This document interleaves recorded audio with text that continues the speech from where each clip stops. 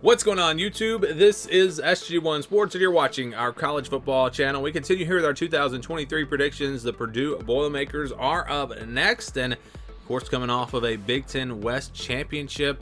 Had a really good year last year, but now it's a much different era here for Purdue. Again, new head coach, transfers left.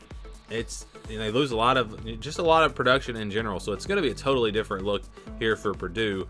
You see some of the other predictions here. FPI has them at 5.4 and 6.7. They do give them a slight chance to actually win the Big Ten West, despite a 5-4 or 5-7, 6-6 type record. Athlon has them at 5-7. The over/under is at 5.5, so it feels like it's going to be tough for this team to get to a bowl game this year. And when I look at Purdue, I look at Hudson Card coming in at quarterback. That's a really good transfer. That's a nice, solid veteran guy that can step in and help them out. They've got Devin Mockabee back at running back, but you just look at the weapons on offense. They don't really have a ton of weapons there. Offensive line, they've got some strengths and some weaknesses. Defense should be okay, but it's just a team that honestly I'm not too excited about going into this season. When you look at Jeff Brom and what he did at Purdue, he was able to get a lot out of a little. Purdue was consistently near the bottom of the Big Ten in recruiting. They did not have a ton of talent. So now you have a new coaching staff. You have to start all over, and you're starting with a roster that's going to be probably in the bottom 4 talent-wise in the Big Ten. And so that just, I think, makes for a struggle season. I just don't think Purdue's going to be great this year. So Purdue fans, you might want to look away from this video because it's not going to be pretty. And again, these other predictions also have them not even making it to a bowl game. But let's get into it. This is the schedule. You look at that non-conference schedule. That's a difficult schedule. Fresno State, Virginia Tech, and Syracuse. You could say that those are all going to be games that Purdue could possibly lose. And obviously, they could lose every game in the conference.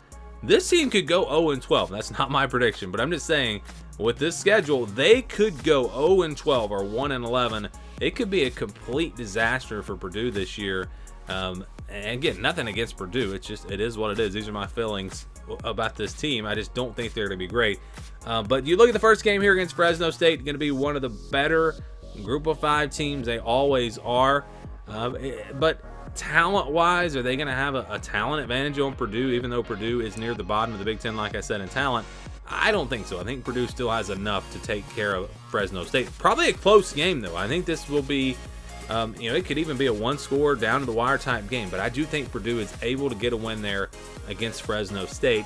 Then they get Virginia Tech on September the 9th, and this is one that I've really gone back and forth with. Virginia Tech, Purdue, I think the rosters are pretty even. Virginia Tech really underperformed last year. They were not very good. Going into this year, not really high expectations for them, but I think they've got enough pieces coming back to where they're going to be improved. And that's a tough place to play. If the fans are fired up for the game, it's a really tough place to play. And because of that, I do think Virginia Tech is able to get this win. On a neutral field, I probably would take Purdue because I was very close actually to taking Purdue in this game. But at Virginia Tech, I'm going to go with the Hokies. I think they get that win there. And then they'll follow that up with Syracuse on September the 16th. It was a great game last year. Syracuse is another team that I'm not super high on.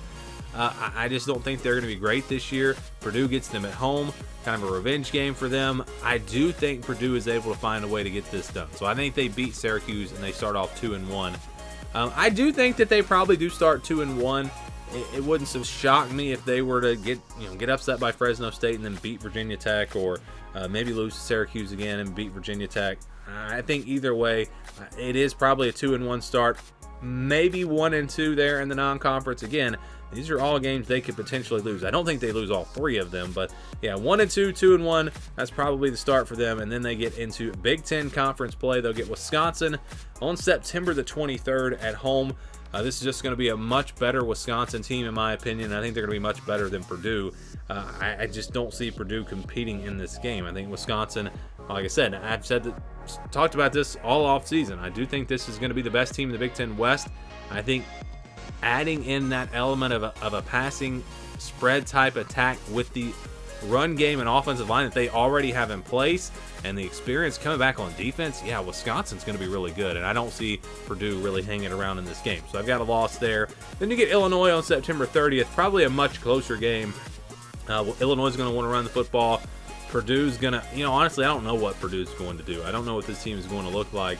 But Illinois, I think they've established things with Brett Bielema. They know what they're doing. They're going to have, their formula and everything. So I do think that is going to be a big advantage for Illinois. I think the Illini get this win, and Purdue drops to 2-3. Then they'll go on the road at Iowa. Tough place to play.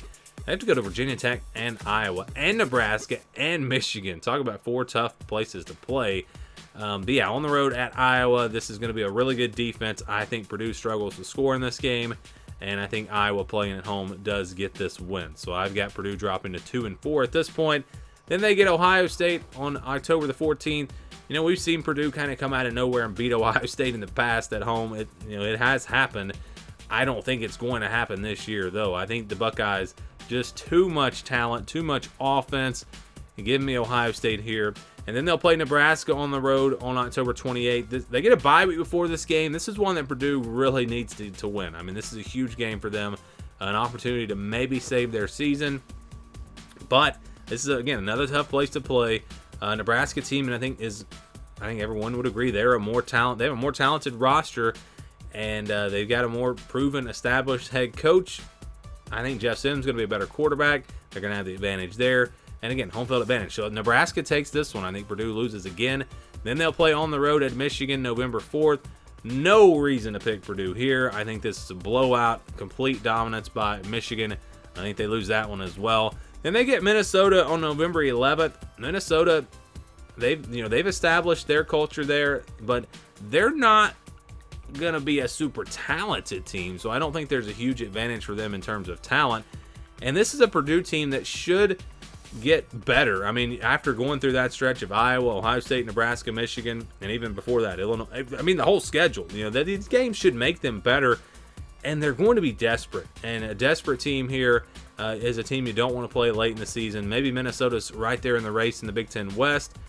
Pressure on the Gophers. I think Purdue finds a way to pull off this upset, and they get a big, big win here.